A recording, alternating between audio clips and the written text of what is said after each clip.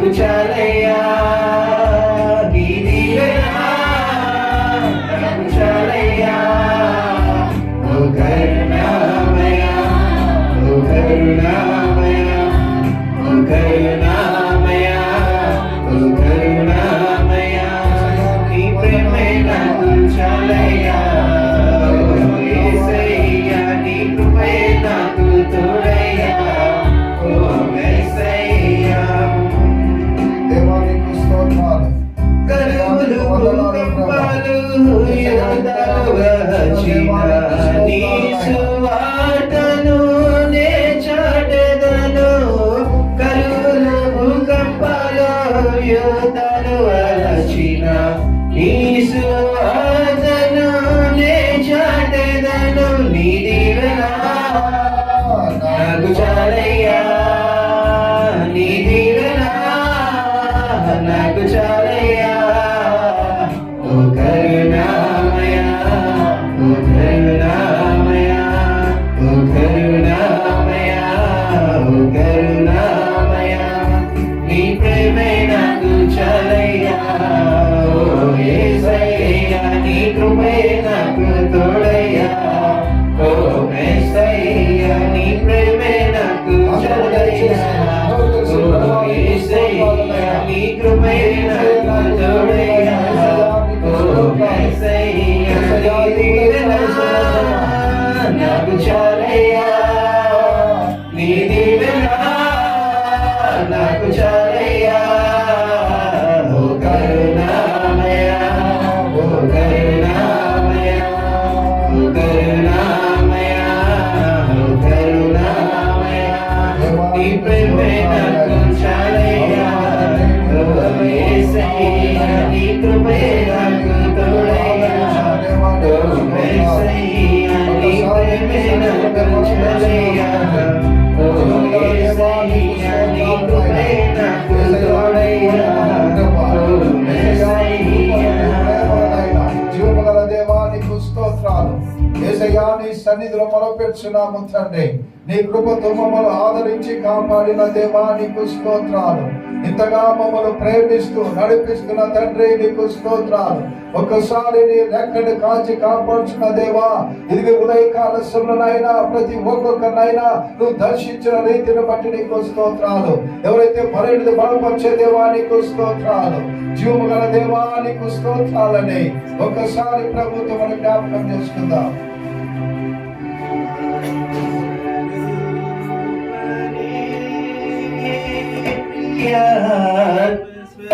స్వరూపనే ఈగబాదేవా ఇలేదు బాదేవా నామమాగలో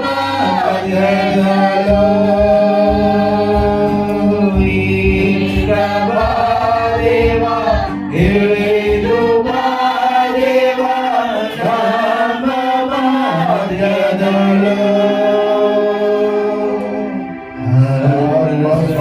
స్వరూపనే Priya స్వరూపనే ఈగబాదేవా ఇరుబాదేవా నామమాగలో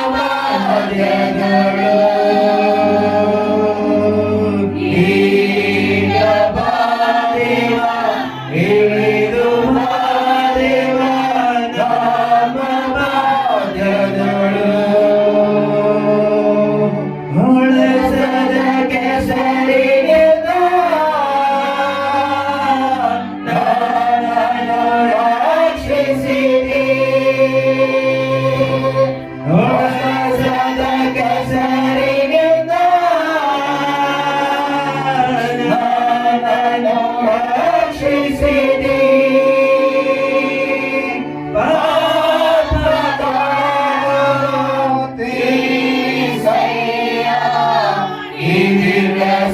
ಸಮಯದಲ್ಲೋ hallelujah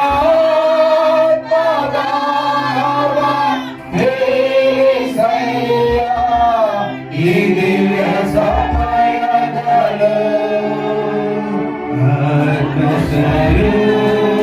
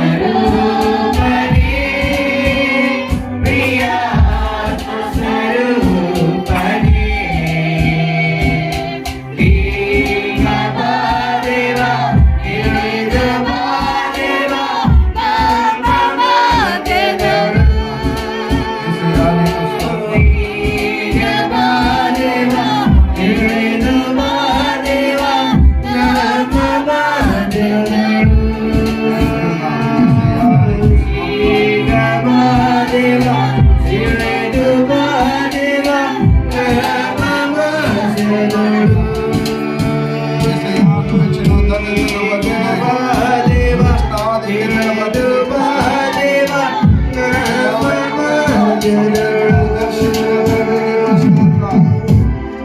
దేవా నీ పాదాల బట్టి స్తోత్రములు నాయన. ఎంతమంది బలహీనులను బలపరిచే దేవా నీకు స్తోత్రాలు తండ్రి. యేసయ్యా ఈ యొక్క ఉదయకాల సమయంలో నాయన నీ సన్నిధిలో మమ్మల్ని నిలబెట్టిన తండ్రి నీకు స్తోత్రములు చెల్లిస్తున్నాము నాయన. ఎంతమంది దినాన్ని చూడలేక గతించిపోయిస్తున్నారు ప్రభా.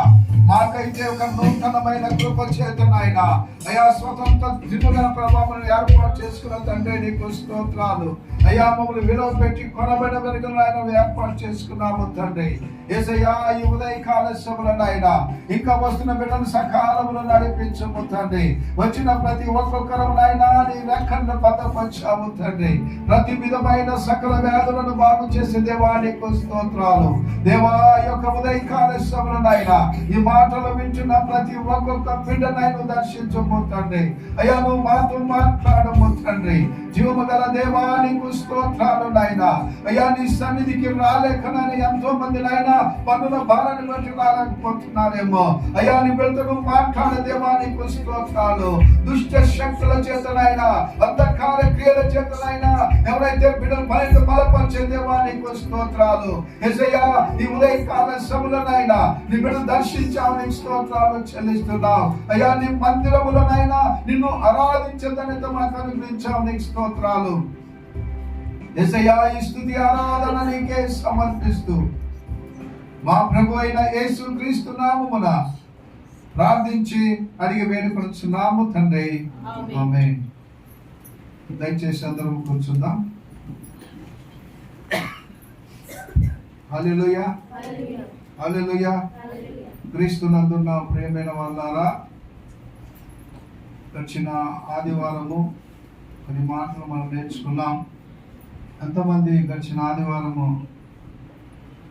రాలేకపోయారు? మరి దేవుడు ఒక నూతనమైన స్వాతంత్ర దినాన్ని మనకి ఇచ్చాడు. స్వాతంత్ర దినము చాలా ప్రాముఖ్యమైనది. దేవుని కృపను బట్టి, దేవుని ప్రేమను బట్టి మరి యొక్క భారతదేశానికి మరి ఎలాగున్నా పెద్ద పౌరులుగా ఒక ఎంతో ప్రయాసపడి ఈ యొక్క దేశాన్ని కాపాడడానికి స్వతంత్ర వీరులుగా ఉన్నాం. అయితే ఈ దినం మనము జ్ఞాపకం చేసుకున్నట్లయితే యేసు క్రీస్తు కూడా మన కొరకు ఆయన స్వతంత్రంగా సిద్ధపరిచాడు. ఆయన మనను ప్రేమించి తన విలువైన రక్తము చేత మనలను ఆయన పరిశుద్ధపరిచమని ఆయన ఏర్పాటు చేసుకున్నాడు. కాబట్టి ఈ దినము దేవుని సన్నిధిలో స్వాతంత్రముగా దేవుని పనిలో, దేవుని పరిచయలో మనం ఉండాలని దేవుని వాక్యంలో మనం చూస్తూ ఉంటున్నాం. కాబట్టి ఈ సమయంలో మనం దేవుని మాటలు విందాం. దేవుడు చేసిన మేలు బట్టి ఒకసారి మనం చప్పట్లు కొడుతూ దేవుని ఆహ్వానిస్తున్నాం. అందరం చప్పట్లు కొడతాం. చేతులను హల్లెలూయా హల్లెలూయా. దేవునికి స్తోత్రాలు. క్రీస్తునందున్న ప్రియమైన వాళ్ళారా, ఈ దినము దేవుడు ఇచ్చిన గొప్ప ధన్యత మనకు. ఎంతో మంది దినాన్ని చూడలేకపోయింటున్నారు. ఎంతో మంది దేవుని సన్నిధిలో కూర్చోలేని స్థితిలో ఉంటున్నారు. అయితే దేవుడు మనకు ఒక మంచి ఆరోగ్యం ఇచ్చాడు, మంచి శక్తిని ఇచ్చాడు, మంచి బలం ఇచ్చాడు. అందుకే ఈ దినము అపోస్తలుడైన పౌలు హెచ్చరించిన మాటలు మనం కొన్ని జ్ఞాపకం చేసుకుందాం. దయచేసి చూడండి. అపోస్తలుడైన పౌలు కొరింథీయులకు రాసిన పత్రిక 7వ అధ్యాయంలో మనము గమనించినట్లయితే 20 వచనం నుండి 21 వరకు చదువుకున్నాం. 24 వరకు చదువుకున్నాయి. చూడండి ఒకసారి గమనించినట్లయితే ప్రతివాడు ఏ స్థితిలో పిలువబడెనో ఎలా ఉండాలండి? ప్రతివాడు కూడా ఏ స్థితిలో మన దేవుడు పిలిచాడు, ఏ స్థితిలో మన దేవుడు ఆదుకున్నాడు, ఏ స్థితిలో మనల్ని ప్రేమించాడు, ఆయన మనకు ఆతిథ్యం ఇచ్చాడు, ఆయన మనల్ని ఆదరించాడు, ఆయన మనల్ని ప్రేమించాడు. కాబట్టి మనము ఆ స్థితిలోనే ఉండాలంట. ఈ దినాల్లో చూస్తూ ఉంటున్నాం, పాత స్థితులు మర్చిపోతాం. అవును కాదండి? దేవుడు ఇంతగా ఆస్వాదించాడు, దేవుడు ఇంతగా ప్రేమించాడు అని మనం అనుకుంటాము. కానీ అందుకంటాడు అక్కడ అపోస్తలుడైన పౌలు, ప్రతివాడు ఏ స్థితిలో పిలువబడినో ఆ స్థితిలోనే. అందుకంటాడు ఇంగ్లీష్ ఏమిటంటే let every man obeyed in the same calling where was called. దేవుడు ఎలాగో నిన్ను పిలిచాడో దేవుడు నిన్ను ఒక పనిముట్టుగా వాడుకున్నాడు. మనకు తెలుసు పరిశుద్ధ గ్రంథములో ఒక మంచి యజమానుడంట ఏం చేశాడంట, ఆయన దూరదేశానికి పోతూ వారికి సామర్థ్యము కలిగిన దానికంటే ఎలాంట వారి సామర్థ్యము చొప్పున ఒకరికి 5, ఒకరికి 2, ఒకరికి ఇచ్చాడు. అంటే వాళ్ళ కెపాసిటీని బట్టి ఈ దినము దేవుడు మన కెపాసిటీని బట్టి మనం పిలిచాడు. కాబట్టి పిలిచిన మనం ఎలా ఉండాలి, ఆయనకి నమ్మకంగా ఉండాలి. అవునా కాదండి? ఈ దినం మనం దేవుడు ఎందుకు పిలిచి మనకి ఇచ్చిన కెపాసిటీ అది. దేవుడు మనకి ఏదైతే చేయగలుగుతామో అది మనకి ఇస్తాడు. కొంతమంది చెప్తా ఉంటారు పనుల దగ్గర అది చాలా కష్టం అండి, నాకు ఆ మించిన పని ఇచ్చినాడు అయినా కూడా నేను ప్రయాసపడ్డాను కష్టం అని అంటారు. కానీ దేవునికి ఇచ్చిన పనిని నువ్వు నమ్మకంగా చేయాలి. నమ్మకంగా చేస్తే ఏమంటాడు అక్కడ 5 తాళాలు తీసుకొని బల నమ్మకమైన మంచి దాసు, అంటే నువ్వు చేసిన పని. అందుకే వారి సామర్థ్యము కొలది నేను వారికి ఇచ్చాను. అందుకే అపోస్తలుడైన పౌలు ఇక్కడ అంటాడు, ప్రతివాడు ఏ స్థితిలో పిలువబడినో ఆ స్థితిలోనే ఉండవలెను. గడిచిన వారం నేర్చుకుంటే స్వాతంత్రం ఎలా ఉండాలంట, క్రీస్తు మనట స్వతంత్రులుగా చేసి ఉన్నాడంట ఆయనే. చూడండి ఆ మాట మనం గమనించినట్లయితే ఎఫెసీయులకు రాసిన పత్రిక 5వ అధ్యాయం 13వ వచనం ఏమంటాడు అక్కడ, ఎఫెసీయులకు రాసిన పత్రిక 5వ అధ్యాయం 13వ వచనం, సమస్తమును ఖండింపబడి వెలుగు చేత ప్రత్యక్షపరచబడును. గలతీ పత్రిక 5 5:13 సహోదరులారా మీరు స్వతంత్రులుగా ఉండుటకు అయితే ఒక మాట ఆ స్వాతంత్రమును శరీర క్రియలకు చేదు చేసుకొనక ప్రేమ కలిగిన వారై ఒకరినొకడు దాసులయుండుడి. ఒకరినొకరకు. అందుకే స్వతంత్రులుగా మనం పిలిచాడు, స్వతంత్రులుగా ఏర్పాటు చేశాడు. కాబట్టి మనం ఏం చేయాలంట, దేవుని ప్రేమను బట్టి ఆయన ప్రేమను బట్టి మనం ఒకరినొకరు స్థిరంగా ఉండాలని గడిచిన వారం నేర్చుకున్నాం. రెండో మాట ఏం నేర్చుకున్నామంటే మీరు స్థిరముగా నిలబడి ఉండాలి. స్థిరంగా ఉన్నట్లయితే మన జీవితంలో దేవుడు గొప్ప కార్యాలు చేస్తాడు. మనం స్థిరముగా ఎలా ఉండాలి, అక్కడ అంటాడు స్థిరముగా నిలిచిండుట మన గొప్ప ధన్యత. కాబట్టి గమనించినట్లయితే క్రీస్తునందు నా ప్రియమైన వాళ్ళారా, ఇది మనం జ్ఞాపకం చేసుకోవాలి. దేవుడు మనం ప్రేమించి ఒక ఉన్నతమైన ఆయన ప్రేమతో మనను ఆదరించాడు. ఆయన ఆదరించిన విషయాలు మనం జ్ఞాపకం చేసుకున్నట్లయితే చూడండి అక్కడ గమనించినట్లయితే అదే గలతీయులకు రాసిన పత్రిక 5వ అధ్యాయము 1వ వచనం ఏమంటాడు, ఈ స్వాతంత్రం అనుగ్రహించి క్రీస్తు మనల్ని స్వతంత్రులుగా చేస్తున్నాడు. కాబట్టి మీరు స్థిరముగా నిలిచి మరలా దాస్యములు కాడి కింద ఏంటంట చిక్కుకొనకు. మరలా మనం పడిపోకూడదు. దేవుడు ఇంత స్థితిలో నడిపించాడంటే మరలా మనం పడిపోతే ఏమిటంటే ఎంత చేసినా కూడా దేవుడు మనకి ఇచ్చిన ఆ యొక్క పనులను నెరవేరుస్తుంటే దేవుడు మనకు పడిపోకుండా ఉండాలని దేవుని వాక్యంలో మనం చూస్తూ ఉంటున్నాం. అందుకే క్రీస్తునందున్న ప్రియమైన వాళ్ళారా, ఈ దినం చదవబడిన ఆ యొక్క కొరింథీయులకు రాసిన మొదటి పత్రిక 7వ అధ్యాయంలో మనం గమనించినట్లయితే ఆయన అన్న మాట ఏంటంట, మీరేంటంట ప్రతివాడు ఏ స్థితిలో పిలువన్నారో అక్కడనే ఉండాలి. అంటే ఆయన పనిలో మనం ఉండాలి. అందుకే క్రీస్తులో విశ్వాసికి నిజమైన స్వాతంత్రము కలదు. మనం స్వతంత్రంగా ఉన్నామంటే ఈ దినం మనం బానిసత్వంలో లేము. దేవుడు మనకు విడుదల ఇచ్చాడు. దేవుడు మనకు ఒక అవకాశం ఇచ్చాడు. మీరు నిజముగా ప్రేమ కలిగి ఒకరినొకరు స్వతంత్రులుగా పిలువబడుచు ప్రభు కొరకు జీవించమని ఆయన ఏర్పాటు చేశాడు. అందుకే ఈ స్వాతంత్రం ఎలాంట పాపము చేయుటకు అనుమతి కాదు కానీ పరిశుద్ధాత్మ ద్వారా నడిపించే ఆత్మ కలిగి మనం జీవించాలి. పరిశుద్ధ జీవితంలో మనం జీవించే వారుగా ఉన్నట్లయితే నిజమైన విశ్వాసం కలిగిన మనము ఎలా ఉండాలంట, ఏ స్థితిలో మనం పిలిచామో ఆ స్థితిలో మనము ఉండవలెను. చూడండి 21వ వచనం గమనించండి. ఏమంటాడు అక్కడ, దాసుడవై ఉండగా పిలువబడితివా చిందింపబడవద్దు గాని స్వతంత్రముటకు శక్తి కలిగినడల స్వతంత్రముట మరి మంచిది. ఎలాంటట? స్వతంత్రంగా ఉండుట మరి మంచిది. క్రీస్తునందున్న ప్రియమైన వాళ్ళారా, ఈ దినము స్వతంత్రంగా మనం ఉంటున్నామా? దేవుడు మనం పిలిచాడు. ఎక్కడ లేక ఏ పరిస్థితుల నుండి మనం స్వాతంత్రం పొందాలి అంటే ఈ దినం మనం చూస్తాము. కొంతమంది కుటుంబంలో మరి చాలా పరిస్థితి, నాకు స్వతంత్రం లేదండి మా కుటుంబంలో అంటారు, నా పరిస్థితి ఇలా అని అంటారు కొంతమంది. అయితే దినము దేవుడు మనకు ఒక నూతనమైన ఆయన స్వతంత్రంగా ఉండాలని ఆయన మనం పిలిచాడు. కాబట్టి మనం ఎలా ఉన్నామో చూడండి. మనము గమనించినట్లయితే ఒకసారి పరిశుద్ధ గ్రంథములో నుండి కీర్తనలు చూడండి ఒకసారి దయచేసి. కీర్తనల గ్రంథము 38వ అధ్యాయంలో మనము గమనించినట్లయితే చూడండి, అక్కడ ఏమంటాడు? 5వ వచనములో 38 5వ వచనంలో, నా మూర్ఖత వలన నా గాయములు దుర్వాసన గలవై శ్రమించుచున్నవి. ఏంటంట? నా మూర్ఖత వలన. కొంతమంది అంటారు నేను చేసుకున్నాను పొరపాటు. చూడండి, నా మూర్ఖత వలన కలిగిన నా గాయములు దురాసన గలవై శ్రమించుచున్నవి. క్రీస్తునందున్న ప్రియమైన వాళ్ళారా, ఒకసారి మనం గమనించాలి. ఈ దినం మనం దేవుని సన్నిధిలో ఒకసారి గమనించండి.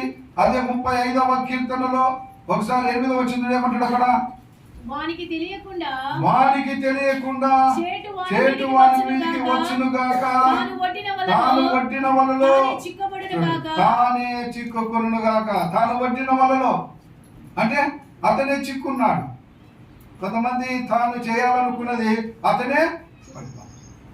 ఈ దినము క్రీస్తునందున్న ప్రేమ, అందుకే దేవుడు స్వతంత్రంగా పిలిచాడు. అందుకే తిమోతికి రాసిన పత్రికలు చూడ ఒకసారి మనం గమనించినట్లయితే అపోస్తలుడైన పౌలు తిమోతికి రాసిన 2వ పత్రిక 2వ అధ్యాయము 4వ వచనం చూడండి దయచేసి గమనించినట్లయితే. అమ్మా 2వ వచనం,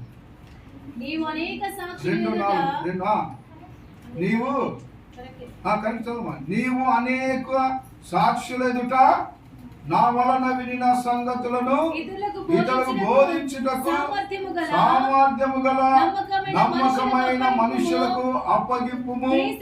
క్రీస్తు యొక్క మంచి సైనికుల వలె నాతో కూడా శ్రమను అనుభవించుము. సైనికుడు యుద్ధములకు పోవునప్పుడు దండులో చేర్చుకునే వారిని సంతోష పెట్టవలనని ఈ జీవన వ్యాపారంలో చిక్కుకొనడు. దేవుణ్ణి సంతోష పెట్టాలంటే మంచి సైనికుడు అంటే దేవుణ్ణి సంతోషపరచాలి. ఈ దినమైన ఆరాధిస్తున్నామంటే ఆయనతో మనం సంతోషంగా ఉండాలి. ఏమనుకున్నాం ఇక్కడ? దేవుడు ఆత్మ కనుక ఆయన ఆరాధించువారు ఆత్మతోనూ సత్యముతోనూ ఆరాధించాలి. ఈ దినం ఎలా ఆరాధిస్తున్నాం? మనం దేవుని సన్నిధిలో ఆయన సవాసంలో ఎలాగుంటున్నాం? ప్రభు సన్నిధిలో మనం ఉంటున్నామా? ఒకవేళ ఆయన సన్నిధిలో ఎలా ఉంటుంట? సైనికుడు ఎలా ఉంటాడంట? యుద్ధమునకు పోవునప్పుడు ఎలా ఉంటాడంట? అందరు సంతోష పెట్టవాలని ఏం చేస్తాడంట? ఆయన ఆ జీవన వ్యాపారంలో చిక్కుకొనడు. అంటే ఎంత కష్టమైనా ఎంత ఇబ్బంది కలిగినా కూడా సైనికుడు ఏం చేస్తాడంటే ముందుకు సాగు. సైనికుడు ముందుకు సాగినప్పుడు ఆ దేశాన్ని కాపాడుతాడు. ఆ దేశాన్ని కాపాడడానికి తన ఎంత ప్రయాసం వచ్చినా కష్టం వచ్చినా శ్రమ వచ్చినా కూడా పోరాడడానికి ప్రయాసపడతాం. ఈ దినం ఆ స్వాతంత్రం మనకు కావాలంటే యేసు క్రీస్తు మన కొరకు ఆయన ఏం చేశాడంట? శ్రమలు అనుభవించాడు. అందుకే శ్రమ ఎలా అనుభవించాడు మనం గమనించినట్లయితే చూడండి. ఇక్కడ ఒకసారి అదే తిమోతికి రాసిన 2వ పత్రిక 1వ అధ్యాయము 8వ వచనం ఏమంటుంది చూడండి ఒకసారి. కాబట్టి నీవు మన ప్రభువు అయిన విషయము సాక్ష్యమును గూర్చైనను ఆయన ఖైదీనైన నన్ను గూర్చైనను సిగ్గుపడక దేవుని శక్తిని బట్టి సువార్త నిమిత్తమైన శ్రమానుభవంలో పాలువాడవైందము. ఎలా ఉండాలంటండి? శ్రమ అయినా కష్టమైన యుద్ధం దేవుని సువార్త నిమిత్తము, ఆయన పని నిమిత్తము. క్రీస్తునందున్న ప్రియమైన వాళ్ళారా, దేవుని పని నిమిత్తం మనం ఏం చేద్దాం? ఎన్ని శ్రమ వచ్చినా కష్టం వచ్చినా దుఃఖం వచ్చినా బాధ వచ్చినా మనం సమానుభవం పాలివారుగా ఉండాలి. ఈ దినం అలా ఉంటున్నాము, ఒకసారి జ్ఞాపకం చేసుకోవాలి. అందుకేమాడు మొదటి కొరింథీయులకు రాసిన పత్రిక 7వ అధ్యాయము 21 నుంచి ఏమడైనా దాసుడవై ఉండగా పిలువబడితివా, చింతపడవద్దు గాని స్వతంత్రులుగా అంటకు శక్తి కలిగిన మరి మంచిది. అంటే చాలా శక్తి కలిగినది. దేవుని సందు స్వతంత్రులుగా ఉండటకు శక్తి కలిగిన వాడుగా నువ్వు ఉండాలి అంటాడు. దేవుని కింద పుట్టినట్ల నువ్వు శక్తి కలిగిన వాడుగా ఉండాలి, శక్తి లేని వాడిగా ఉండకూడదు. దేవుని పిలిచిన పిలుపును బట్టి, ఆయన పిలిచిన ఆ యొక్క ఏ స్థితిలో మనం పిలిచాడో ఆ స్థితిలో దేవుని మనము మరిచిపోకూడదు. కాబట్టి ఈ సమయంలో మనం జ్ఞాపకం చేసుకున్నట్టయితే మొదటిగా మన జీవితంలో స్వతంత్రంగా పిలువబడాలంటే ఆయన ఏ స్థితిలో పిలిచాడో ఆ స్థితిలో మనం నమ్మకంగా చేయాలి. రెండవదిగా గమనించినట్లయితే మనము నువ్వు ఎలా పిలిచా అంటే నువ్వు దేవుని సన్నిధిలో శక్తిమంతుడిగా ఉండాలి. కష్టం వచ్చినా బాధ వచ్చినా ఇబ్బందులు వచ్చినా నువ్వు ప్రభువును మాత్రము వదిలిపెట్టకుండా ప్రభు కొరకు జీవించే వారిగా ఉండాలి. అందుకే ఇక్కడ గమనించండి, చూడండి ఒకసారి. అదే 23వ వచనంలో ఏమంటాడు అక్కడ, మీరు విలువ పెట్టి కొనబడిన వారు గనుక మనుషులకు దాసులు కాకుడి. ఎవరికండి? మనం ఎలాంటి వారమంట? విలువ పెట్టి కొనబడి. నాకేం విలువయ్యా అంటారు కొంతమంది. అవునా? దేవుని వాళ్ళు ఎట్ట పెట్టంట విలువ పెట్టి కొన్నాడు. ఆయన కొన్నాడు కాబట్టి మనం వచ్చి ఆయన పని చేసేదాన్ని. ఎందుకు విలువ పెట్టుకున్నాడంటే ఆయన సన్నిధిలో స్వతంత్రులుగా ఉండాలని, ఆయన సన్నిధిలో ఆయన ఆరాధించే వారికి ఉండాలని, ఆయన మనలను ప్రేమించి తన్ను తాను రిక్తునిగా ఈ లోకములో మన కొరకు సిలువలో రక్తం కార్చాడు. మనం చేసిన పాపముల నిమిత్తం, మనం చేసిన అపరాధ నిమిత్తము ఆయన శ్రమ అనుభవించాడు.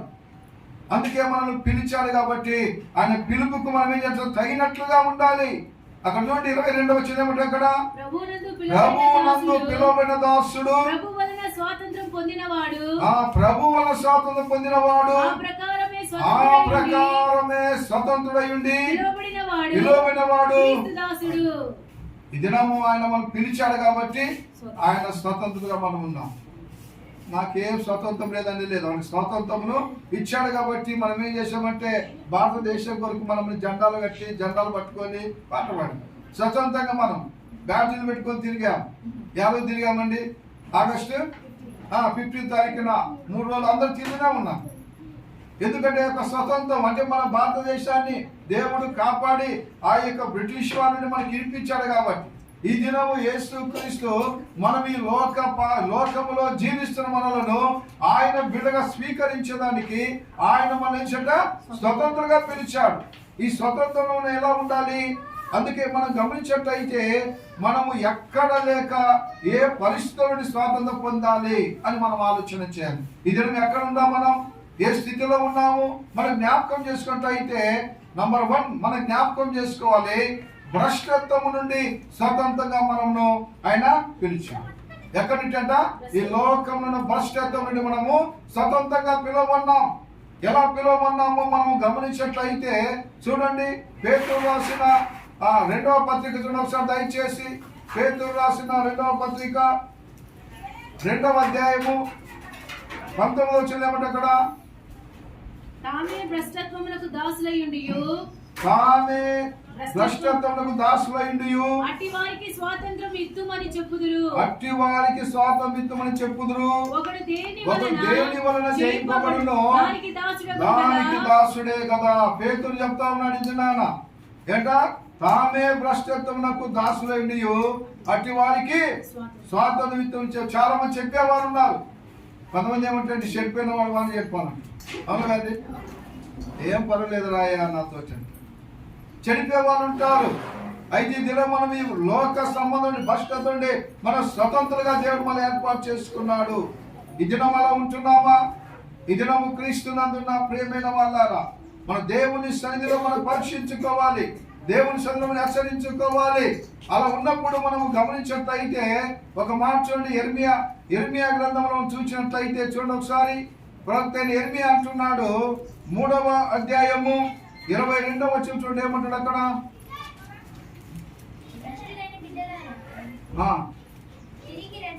భ్రష్టులైన బిడ్డలారా తిరిగి రండి, మీ అవిశ్వాసమును ఏం చేస్తానండి? మీ యొక్క విశ్వాసం లేదేమో, నమ్మకం లేదేమో, నేను స్వతంత్రంగా చేశాను కాబట్టి మీరు ఎక్కడున్నారంట? భ్రష్టులైపోయినారు. కాబట్టి మీరు తిరిగి రండి. మీరు వచ్చినట్లయితే మీ అవిశ్వాసమును నేనేం చేస్తాంట? బాగు చేసే దేవుడు ఆయన. అందరిని ప్రేమించే దేవుడు, అందరిని కాపాడే దేవుడు. నువ్వు ఆయన మర్చిపోయినా కూడా దేవుడు నిన్ను మరవకుండా నిన్ను పిలుస్తా ఉన్నాడు. నువ్వు ఆయన సన్నిధిలో రావాలని, ఆయనతో ఉండాలని, ఆయన ప్రేమించాలని అక్కడ హెచ్చరిస్తా ఉంటున్నాడు. ఈ దినము భ్రష్టత్వంలో ఉన్నామేమో నంబర్ 1 జ్ఞాపకం చేసుకోవాలి. భ్రష్టత్వంలో నుండి మనము స్వతంత్రంగా పిలువబడాలి. రెండోదిగా గమనించినట్లయితే ధర్మశాస్త్రం నుండి మనం స్వతంత్రంగా ఉండాలి. ధర్మశాస్త్రం ఈ లోకంలో కట్టుబడి, ధర్మశాస్త్రం ఎలా ఉంటుందంటే ఆయన ధర్మశాస్త్రాన్ని లోకంలో కొట్టివేటికి నేను వచ్చానంటాడు యేసు ప్రభు. ఈ పాత నిబంధన గ్రంథం ధర్మశాస్త్రానికి అంటున్నట్టున్నది. ఆ లా ప్రకారము ఏదైతే చేయాలో దాన్ని చేయాలి, చేయనట్లయితే పనిష్మెంట్. ఈ దినం అది కొట్టివేసి మనము స్వతంత్రంగా ఉండాలని ఆయన హెచ్చరిస్తా ఉంటున్నాడు. చూడండి, ఒకసారి మనము గమనించినట్లయితే అదే అపోస్తలుడైన పౌలు రోమీయులకు రాసిన పత్రికలు చూడండి ఒకసారి దయచేసి. రోమీయులకు రాసిన పత్రిక 8వ అధ్యాయము చూడండి ఒకసారి 2వ వచనం ఏమంటాడు అక్కడ? క్రీస్తు యేసునందు జీవమునిచ్చు ఆత్మ యొక్క నియమమును పాప మరణముల నియమం నుండి నన్ను విడిపించెను. ఎట్లనగా ధర్మశాస్త్రము దేవుని చేయజాలకపోయెను. అది ఎవరు చేశారండి? ధర్మశాస్త్రాన్ని కొట్టివేటుకు దేవుడే చేశాడు. కాబట్టి ఆయన జీవము, ఆయన ఆత్మ మన పాపం నిమిత్తమైన మనం విడిపించేదానికి వచ్చాడు. అందుకే ధర్మశాస్త్రం నుండి మనకు స్వాతంత్రము కావాలి. అక్కడ 3వది గమనించినట్లయితే ధర్మశాస్త్రం స్వాతంత్రము కావాలి. ఈ దినం ఉన్నది ఆ స్వాతంత్రము. ఈ దినం మనం స్వతంత్రంగా జీవించగలుగుతున్నామా? దేవుని సన్నిధిలో నమ్మకంగా విశ్వాసం కలిగి చూడండి ఒకసారి గమనించినట్లయితే అదే రోమీయులకు రాసిన పత్రిక 3వ అధ్యాయం 20వ వచనం ఏమంటాడు అక్కడ? 3:20 ధర్మశాస్త్ర సంబంధమైన క్రియల మూలముగా ఏ మనుష్యుడును ఆయన దృష్టికి నీతిమంతులని తీర్చబడడు. ధర్మశాస్త్రం వలన పాపం అనగా ఎట్టిదో, ధర్మశాస్త్రం పాపం అంటే ఎలాంటిదో తెలియపరుస్తుంది. అది మన కోర్టు పోతే వాళ్ళు ఏది న్యాయమో ఏది పాపమో దానికి తగిన శిక్ష ఇస్తాడు. ఆ శిక్ష విధముగా ధర్మశాస్త్ర సంబంధమైన క్రియగైన మనలను ఏ మనుష్యుడు కూడా నీతిమంతుడుగా తీర్చబడడు అంటాడు. నీతిమంతుడుగా తీర్చబడాలంటే ధర్మశాస్త్రం కొట్టివేయబడి ఆయన మన కొరకు ఈ లోకంలో రక్తము కాచి మనం పిలిచాడు. ఎలా పిలిచాడు? మీరు ఏ స్థితిలో ఉన్నారో, ఏ స్థితిలో పిలువబన్నారో ఆ స్థితిలో దేవుడు మనల్ని పిలిచాడు. ఈ దినం అలాంటి పిలుపు కొరకు మనం సిద్ధంగా ఉన్నామా? ఈ దినం మనం జ్ఞాపకం చేసుకోవాలి. క్రీస్తునందున్న ప్రియమైన వాళ్ళారా, 3వదిగా మనం గమనించినట్లయితే శరీర క్రియల నుండి స్వాతంత్రము కావాలి. ఎలాంటి క్రియలంట? శరీర క్రియలు స్వాతంత్రము కావాలి.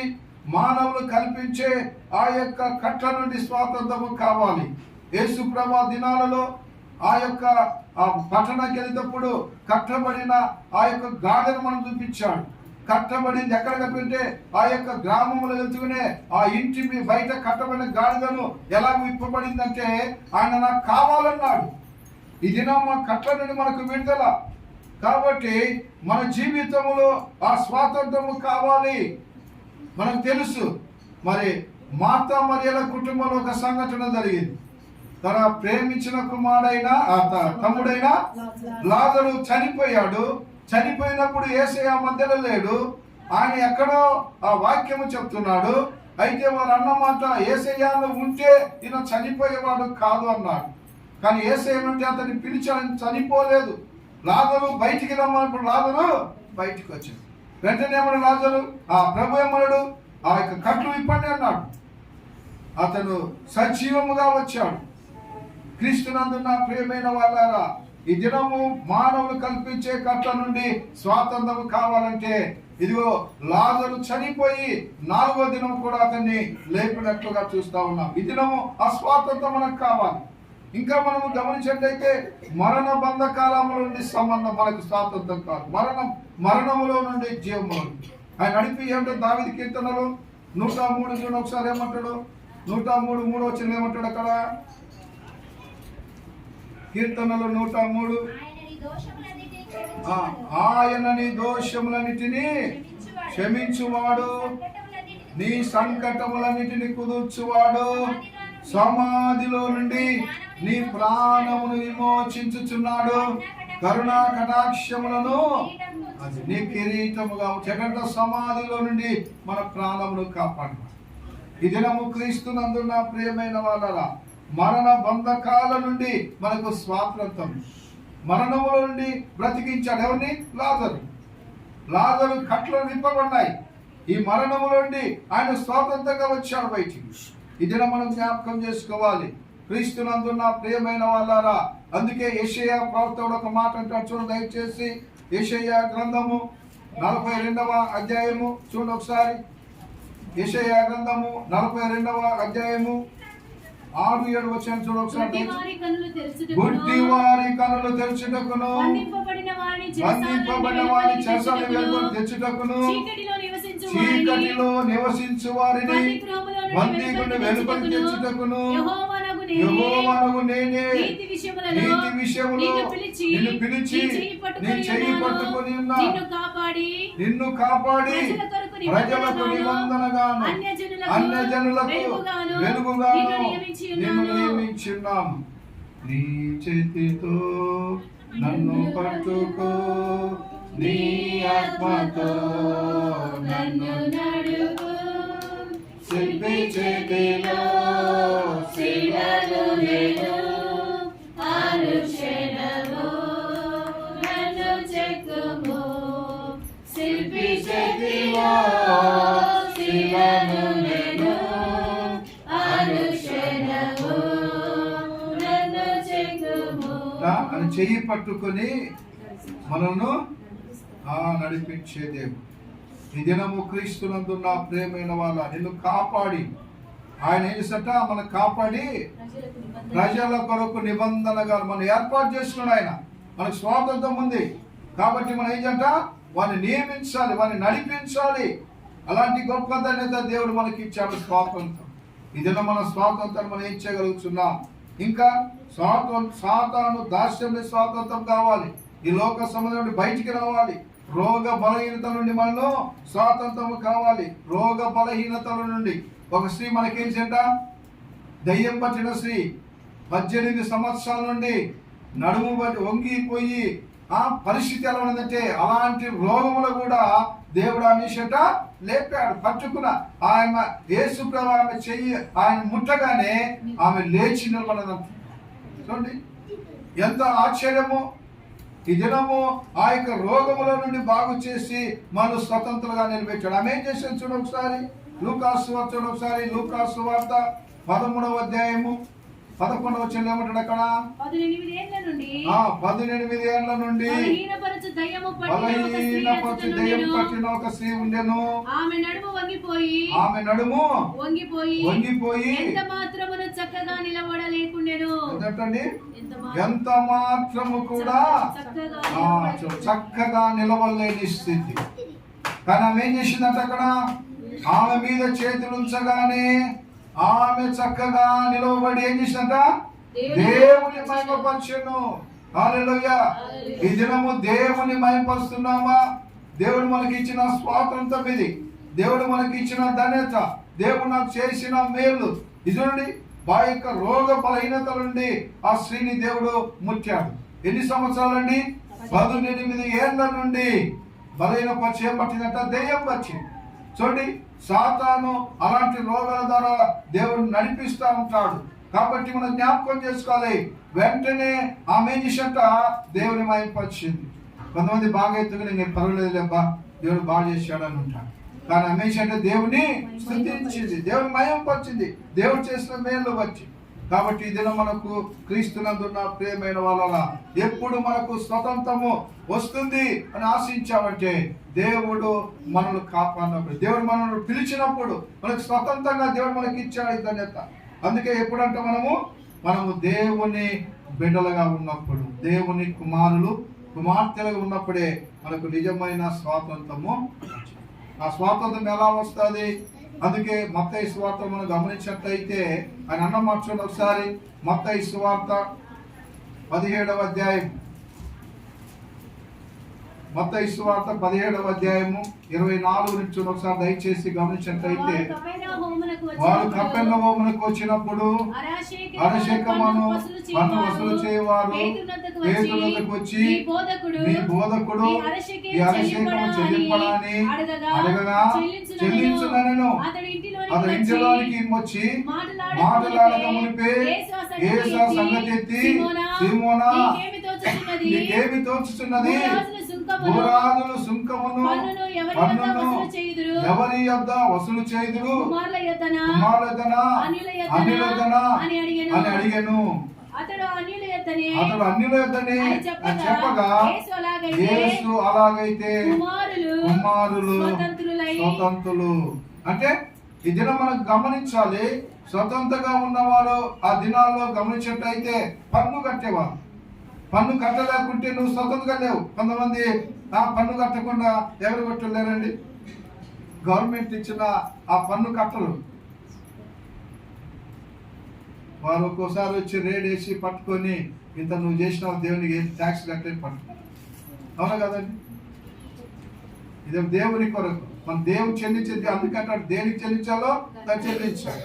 దేవుని కొరకు దేవుని తీయాలి, నువ్వు పన్ను పన్ను. అందుకే ఆయన ఏంటంటే పేతురుతో అంటాడు, ఇదిగో ఆ యొక్క వల వేయి, ఒక శకం దొరుకుతుంది, నువ్వు ఇచ్చేయాలంటాడు. స్వతంత్రంగా మనం ఉండాలి.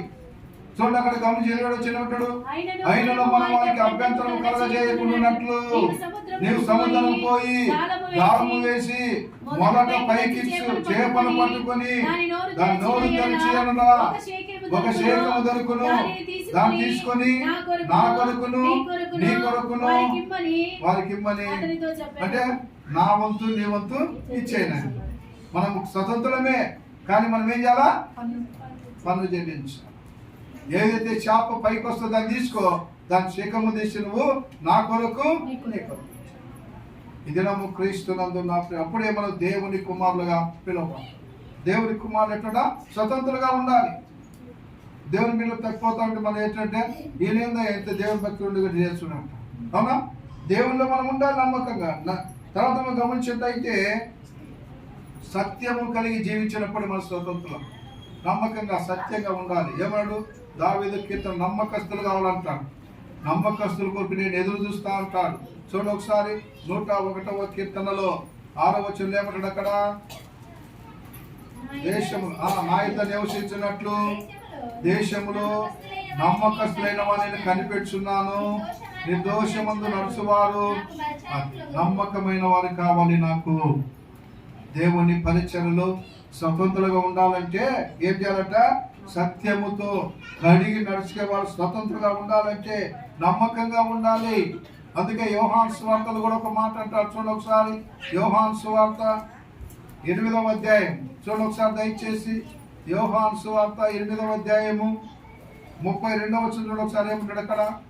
అప్పుడు సత్యము మిమ్మల్ని స్వతంత్రులుగా చేయని చెప్పగా, వారు మేము అబ్రహాము సంతానము, మేము ఎన్నడూను ఎవరికి దాసులుండలేదే, మీరు స్వతంత్రులుగా చేయబడదురని ఎలా చెప్పుచున్నారని ఆయనతో అని. ఈ దినం స్వతంత్రులుగా ఉండాలంటే యూదులు ఆ దినాల్లో నమ్మకంగా లేరు, స్వతంత్రంగా జీవించలేకపోయారు. అందుకే అక్కడ అంటాడు, ఆయన ప్రేమించిన వారు, ఆయన కుమారులు, ఆయన దాసులు, ఆయన ఇంటిలో ఉన్న వారందరూ కూడా స్వతంత్రంగా ఉండాలని అక్కడ అంటాడు. 36వ వచనంలో, కుమారుడు స్వతంత్రంగా చేసినలా మీరు నిజముగా స్వతంత్రులైందు. ఈ దినం స్వతంత్రంగా జీవించేవారుగా ఉండాలి. ఈ దినం ఉన్నామా? అందుకే ఆయన ఆరాధించే వాళ్ళ ఆత్మతోనూ సత్యముతోనూ ఆరాధించాలి. స్వతంత్రంగా ఉండాలంటే ప్రభు ఆత్మ ఎక్కడ మీ స్వతంత్రులు అంటాడు. అపోస్తలుడైన పౌలు చూడండి ఒక మాట ఇక్కడ అంటాడు. కొరింథీయులకు రాసిన 2వ పత్రిక 3వ అధ్యాయం 10వ వచనంలో ఏమంటాడు? అక్కడ ప్రభుయే ఆత్మ, ప్రభు యొక్క ఆత్మ ఎక్కడును అక్కడ స్వాతంత్రము ఉండును. స్వాతంత్రం ఏంట ఏముంటుందండి? దేవుడు ఎక్కడ ఉంటాడు అక్కడ దేవుని స్వతంత్రంగా ఉంటాం. దేవుని సన్నిధి అది. అందుకే ఉంటాడు మనమందరమును ముసుగులేని ముఖముతో ప్రభు యొక్క మహిమను ఏం చేత అర్థములే ప్రతింపజేయచ్చు, మహిమ నుండి అధికమైన పొందుచు ప్రభు ఆత్మ చేత ఆ పోలికగానే మార్చబడుచున్నాం. ఈ దినము క్రీస్తునందు నా ప్రియమైన వాళ్ళ దేవుని సన్నిధిలో ఎలా మనము ప్రభు కొరకు జాగ్రత్తగా ఆయన సమాసంలో మనం ఉంటున్నామేమో ఈ దినం మనం జ్ఞాపకం చేసుకొని ప్రభు బిడ్డలుగా నమ్మకంగా ఆయన పరీక్షలు ఉన్నట్లయితే ఈ దినము అపోస్తలుడైన పౌలు హెచ్చరించినట్లుగా మనము ఆయన సవాసంలో ఎలా ఉండాలంట? మనం నమ్మకంగా ఉండాలి. అందుకే చూడండి, అదే 1 కొరింథీ 7:24 ఏమంటాడు అక్కడ? సహోదరులారా, ప్రతి మనుష్యుడును ఏ స్థితిలో పిలువబడునో ఆ స్థితిలోనే దేవునితో సమాసము కలిగి ఉండుము. ఇంటవలెను సమాసంతో ఉంటున్నామా? ఆయన ప్రేమించే వారిగా ఉంటున్నామా? ఆయన మనం నడిపించే వారిగా ఉంటున్నామా? ఆయన మాటలు మనం వింటున్నామా? స్వతంత్రంగా దేవుడు మనం ఏర్పాటు చేసుకున్నాడు కాబట్టి దేవుని కొరకు మనం ఉండాలని ఆయన హెచ్చరిస్తూ ఉంటున్నాడు. అందుకే మనం చదవన లేఖను మనం గమనించినట్లయితే దావీదు కీర్తనకాడు అంటున్నాడు 26వ కీర్తనలో మనం గమనించినట్లయితే ఆయన అన్న మార్చండి ఒకసారి దయచేసి 26వ కీర్తన 2వ వచనం ఏమంటాడు ఆయన? యెహోవా నన్ను పరిశీలించుము, నన్ను పరీక్షించుము, నా అంతరంద్రియమును నా హృదయమును పరిశోధించు. ఎప్పుడైనా మనం ప్రభుత్వాన్ని అడిగామా? ప్రభు నన్ను పరీక్షించు, నా పరిస్థితి ఎలా ఉంది, నన్ను దాదరించు, నన్ను రక్షించు, నా సన్నిధిని నేను నీ హృదయంతో నన్ను పరిశోధించినప్పుడు అంటున్నామా? ఈ దినం మనం జ్ఞాపకం చేసుకో. అందుకే దావీదు ఈ దినాలు మనం హెచ్చరిస్తూ ఉంటున్నాడు. అక్కడ అంటాడు చూడండి 7వ వచనం అంటాడు ఆయన, అచ్చట కృతజ్ఞతాస్తుతులు చెల్లింతును నీ ఆశ్చర్య కార్యములను. దేవుడు ఇంతగా మన స్వతంత్రంగా ఇచ్చాడు కాబట్టి మన కార్యాలను ఎవరికి చెప్తున్నామండి? ఎవరికైనా సంతోషంగా చెప్తున్నామా? చెప్పటం. ఇదేమో సంతోషంతో స్వతంత్రంగా దేవుడు మనం ఏర్పాటు చేసుకోవాలి. స్వతంత్రంగా ప్రభు కొరకు విశ్వాసం కలిగి ఆయన ఎందుకు నమ్మకం కలిగినట్లయితే, అందుకే అపోస్తలుడైన పౌలు అంటాడు ఒక మాట చూడండి, 1 కొరింథీయులకు రాసిన పత్రిక 6వ అధ్యాయం చూడండి ఒకసారి దయచేసి. 1 కొరింథీయులు 6వ అధ్యాయము 9-10 వచనాలు చూడండి. ఏమంటాడు అక్కడ? అన్యాయస్తులు దేవుని రాజ్యమునకు వారసులు కానేరని మీకు తెలియదా? మోసపోకుడి, జారులైనను, విగ్రహాధికులైనను, వ్యభిచారులైనను, ఆడంగతం గలవాలైనను, పురుషాంగమైనను, దొంగలైనను, లోబులైనను, రాజమోతులైనను, దూషకులైనను, దోచుకుని వారైనను దేవుని రాజ్యమునకు వారసులు కానేరడు.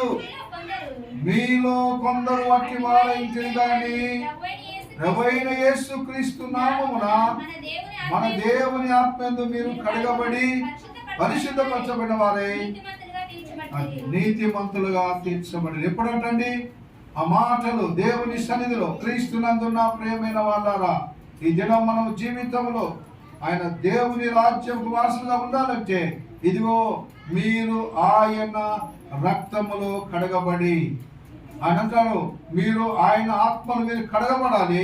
అప్పుడు మీరు నీతిమంతులుగా తీర్చబడతారు. కాబట్టి ఈ ఉదయకాల సమయంలో క్రీస్తునందున్న ప్రియమైన వాళ్ళారా, ప్రభు కొరకు విశ్వాసం కలిగి ఒకరినొకరు హెచ్చరించుకుంటూ స్వతంత్రంగా దేవుడు పిలిచిన ఆ పిలుపును బట్టి తగిన రీతిగా మనం ఏం చెప్పా, ఏ స్థితిలో పిలువబడ్డామో ఆ స్థితిలో మనం ఉంటూ ప్రభువును సంతోషంతో స్తుతిస్తూ స్వతంత్రులుగా ఉండాలని, ఆయన పిలువబడ్డ పిలుపుకు తగినట్టుగా ప్రభు కొరకు నమ్మకంగా ఉండాలని ప్రభు ప్రేమతో ఈ మాటలు తెలియపరుస్తున్నా. దేవుడి మాటలు దీవించుగాక. ఆమేన్. దయచేసి అందరం కళ్ళు మూసుకుందాం, ప్రార్థన చేసుకుందాం. అందరము కళ్ళు మూసుకుందాం, ప్రార్థన చేసుకుందాం. ప్రేమ నమ్మకమైన మా పరలోకపు తండ్రి, నీ నామాన్ని బట్టి స్తోత్రాలు వందనాలు చెల్లిస్తున్నాం. దయగల రక్షక, మమ్మల్ని నాయన ధర్మశాస్త్రంలో నుండి నాయన మమ్మల్ని విడిపించబడుతున్న నాయన, మా కొరకు నాయన నువ్వు సిలువలో రక్తము కాచి మమ్మల్ని పరిశుద్ధ పరిశీలన పిలిచిన పిలుపును బట్టి నాయన నీకు సాక్షికరంగా జీవించుటకు నాయన, స్వతంత్రులుగా మమ్మల్ని మేము స్థిరపరచుకునే దానికి నాయన, అయ్యా మేము మరలా ఈ యొక్క దాస్యమని కాడికి చిక్కు కనుక నాయన, నీ సన్నిధిలో నమ్మకంగా యథార్థంగా సంతోషంతో నాయన నిన్ను స్తుతించేవారుగా, నిన్ను ఆరాధించేవారుగా, నువ్వు చేసిన మేలు ఉపకారములు మరిచిపోకుండా నాయన నీ సన్నిధిలో నమ్మకం కలిగి నీ పరీక్షల ముందుకు సాగుటకు నాయన నీ కృప మాకు దయచేయు. మా ప్రభు మా రక్షక దయగల తండ్రి, నీ నామాన్ని బట్టి స్తోత్రములు వందనాలు చెల్లిస్తున్నాం.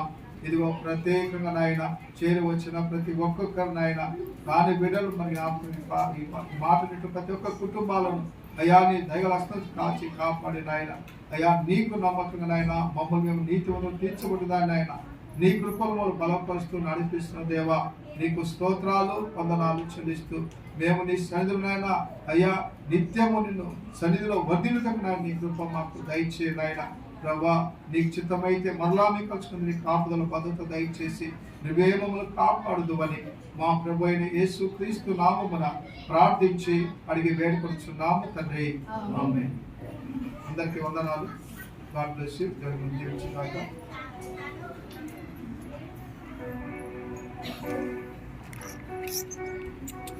500